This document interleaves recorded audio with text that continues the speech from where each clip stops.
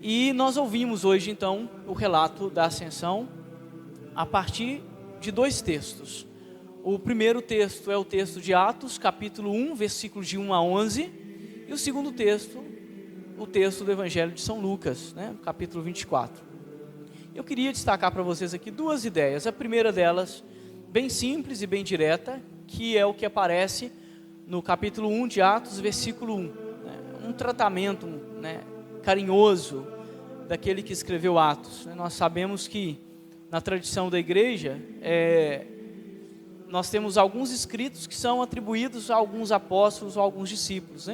Assim como o Apocalipse é atribuído a São João, o livro de Atos é atribuído a quem escreveu o Evangelho de Lucas. A gente fala que é Lucas, mas é a comunidade de Lucas. Então, como ele já tinha feito todo um trabalho de narrativa do Evangelho, ele começa o livro dele fazendo uma espécie de explicação ou quase que uma introdução àquilo que ele vai tratar. E por isso ele diz assim: no meu primeiro livro, aí abro aspas, o Evangelho, vírgula, aí tem um vocativo, ó Teófilo, vírgula de novo, eu tratei disso, disso e disso e disso.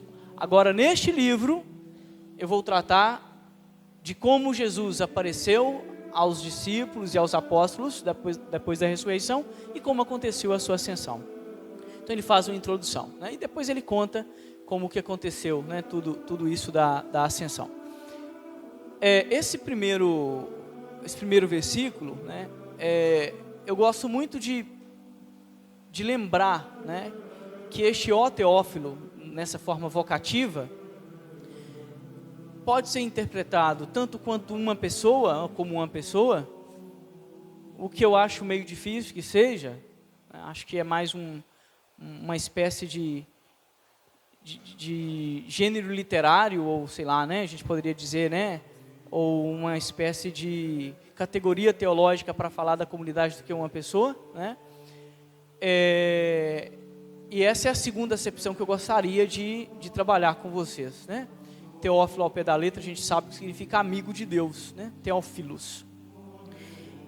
Eu gosto muito de pensar, o discípulo Lucas, porque Lucas não foi um apóstolo, foi um discípulo, inclusive muito conectado, a Paulo, escrevendo para a comunidade, e ao invés de falar no meu primeiro livro, ó irmãozinhos, no meu primeiro livro, ó meus amigos, ele fala no meu primeiro livro, ó amigos de Deus, isso é muito forte para a gente, Então, mais do que um pronome de tratamento, ou mais do que uma pessoa, é uma forma carinhosa de chamar os primeiros cristãos, e eu diria que mais do que uma forma carinhosa, é uma forma de identificar aqueles que aderiram ao segmento.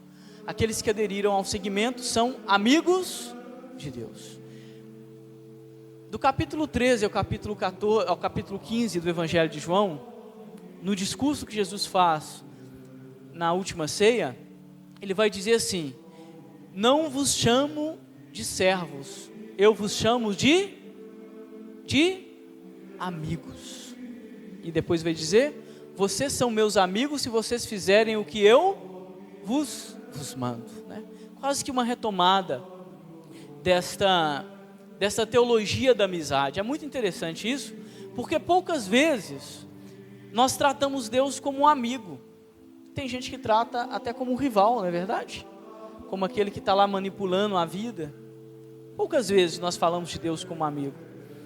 Mas a Dei Verbum, que é a constituição dogmática sobre a palavra de Deus do Concílio Vaticano II, que muita gente critica, mas nunca leu uma linha, que é um defeito contemporâneo, vai dizer que Deus, desde a sua revelação a Abraão, até a revelação suprema em Jesus Cristo, tratava os homens como, ou tratou os homens como verdadeiro amigo. Retomando a teologia da criação, lá do livro de Gênesis, que fala que quando Deus criou o homem, Deus andava com este homem no jardim, e conversava com ele como se ele fosse um amigo. Então olha para vocês verem o peso na liturgia de hoje que tem a palavra teófilo, né? Amigos de Deus. Então, ficar com essa ideia, né? De que o cristianismo, ou a fé cristã, para não falar cristianismo, porque o cristianismo nos traz tantas ideias, né? Conectada à cristandade, que teologicamente tem uma acepção não assim tão bacana como muita gente pensa, né? Que a cristandade nos recorda a união da igreja com o Estado, né? E todo o poderio. Então, falar de cristandade não é uma coisa teologicamente tão interessante. Para quem não sabe, agora está sabendo, né? É um termo que a gente não usa muito mais na teologia, né? Então, para o cristianismo, ou para os cristãos, Deus aparece sempre, né, como um amigo. Depois nós temos aí não as outras manifestações, né, a manifestação suprema de Deus a partir da sua paternidade, né, e essa amizade paternal, né, com a qual Ele corrige os seus filhos e nos guia. Então, ó Teófilos, né, quisera eu que todos vocês pudessem sentir esta invocação, né, no mais profundo do coração de vocês, que vocês se sentissem Teófilos, tá? No grego a gente não usa o feminino, tá? Então não é um problema de sexismo aqui não, é que a gente fala realmente, né, a tradução, o certo é Teófilo, é presidente, tá? Isso é uma questão gramatical, tá bom? Então, quando eu falo Teófilo, as mulheres sintam-se incluídas nisso aí, é uma questão de tradução, tá? Quisera eu que vocês se sentissem realmente, né, amigos, agora sim, no nosso português, né, amigos e amigas de Deus.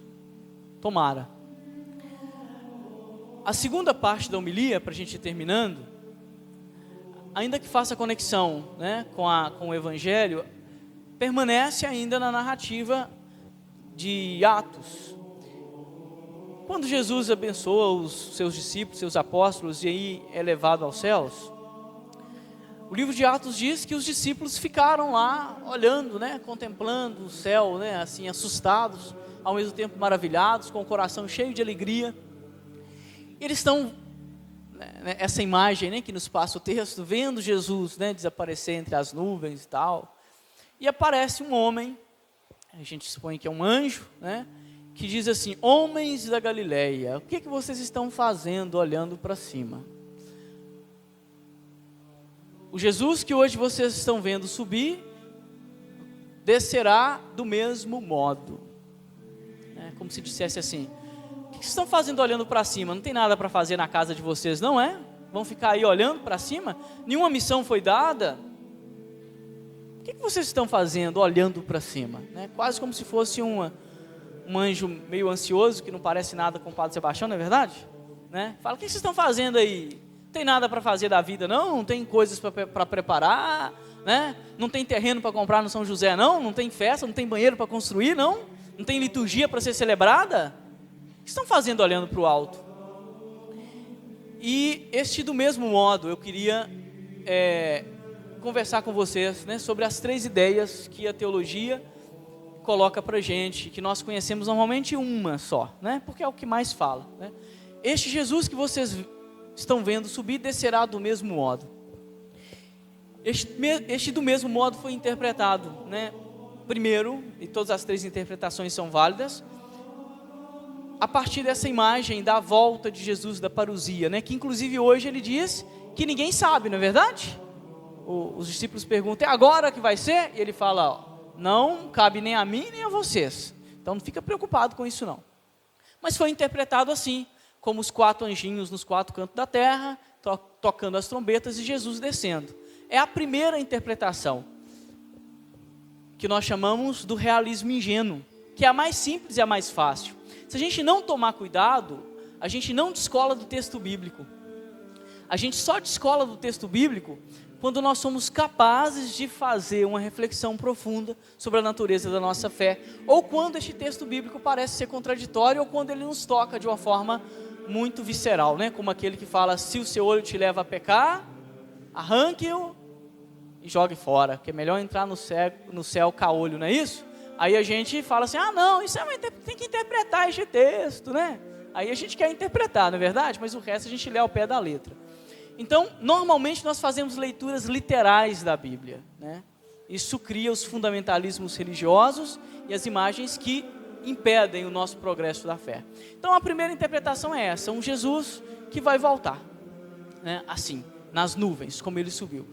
Não é uma interpretação equivocada, é a primeira delas, e o bacana da nossa teologia e da nossa igreja é que a hermenêutica, né, ou seja, a interpretação, ela está aí aberta, né, segundo o coração, segundo o progresso na fé que cada um faz, né, e os padres da igreja deixam isso bem claro, né, a riqueza da nossa teologia.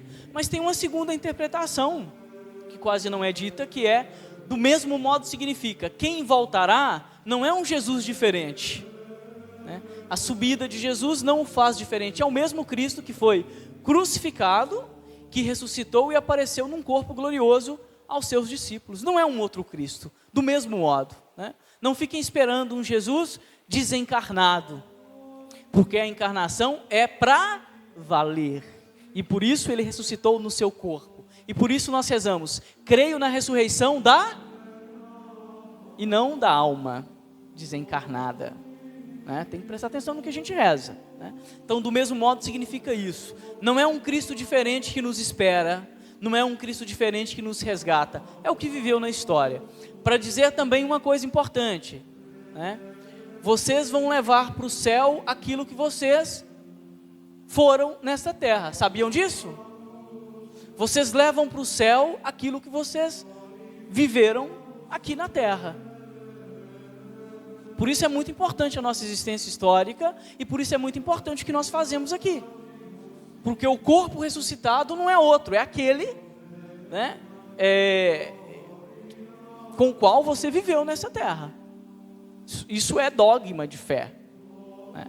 É que morreu fulano e ressuscita outro, não, é o mesmo. Então a sua história conta, o que você fez conta, o que você não fez também conta, né, para dizer, é o mesmo. Não existe uma esquizofrenia espiritual entre o que nós vivemos e o que nós seremos na vida eterna, não. Beleza?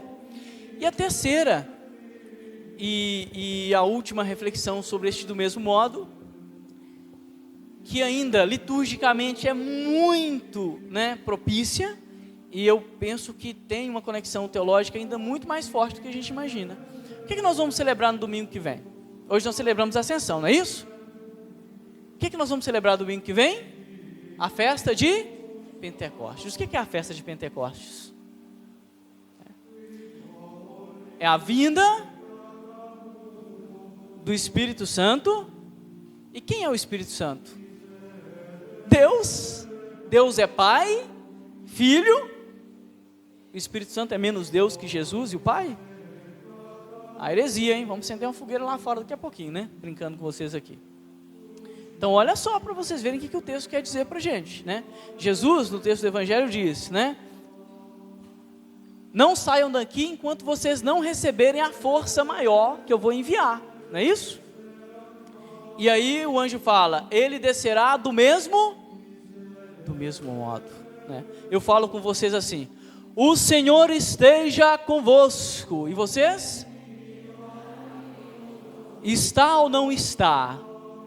Senão vocês deviam ter ficado vendo televisão ou série em casa. Não percam seu tempo. Se vocês não creem nisso, o que vocês estão fazendo aqui?